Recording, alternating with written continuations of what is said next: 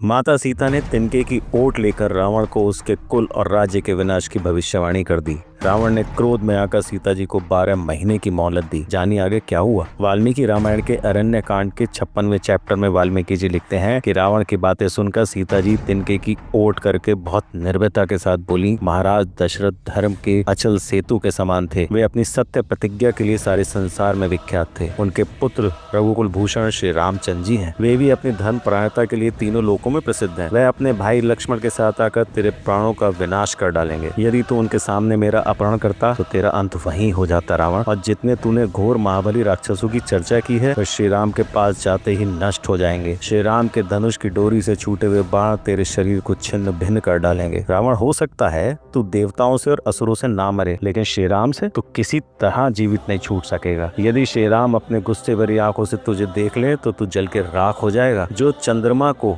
आकाश से पृथ्वी पर गिराने की शक्ति रखते हैं, जो समुद्र को भी सुखा सकते हैं, ये भगवान श्री राम यहाँ पहुंचकर सीता को भी छुड़ा सकते हैं। तो समझ ले, तेरे प्राण अब चले गए। तेरा राजपाट अब नष्ट हो गया। यह लंका अब विधवा हो जाएगी। तेरा ये पाप कर्म तुझे भविष्य में सुख नहीं भोगने देगा। वे युद्ध में बाणों की वर्षा करके तेरे शरीर से बल, पराक्रम, घमंड और ये जो उद्दंड आचरण किया है उसे भी निकाल के बाहर कर देंगे। तो मुझे स्पर्श करने की क्या कोशिश करता है? इस संज्ञा शून्य और बेकार शरीर को बांध कर रख ले या काट डाल। मैं स्वयं ही शरीर और जीवन को नहीं रखना चाहती। मैं इस संसार में अपने लिए निंदा या कलंक देने का कोई कार्य नहीं कर सकती। इतना कहकर जानकी जी चुप हो गई और फिर वो कुछ नहीं बोली। रावण ने बहुत क्रोध में जवाब दिया, मिथिलेश कुमारी मेरी बात सुन लो। मैं तुम्हें 12 महीने का समय देता हूँ।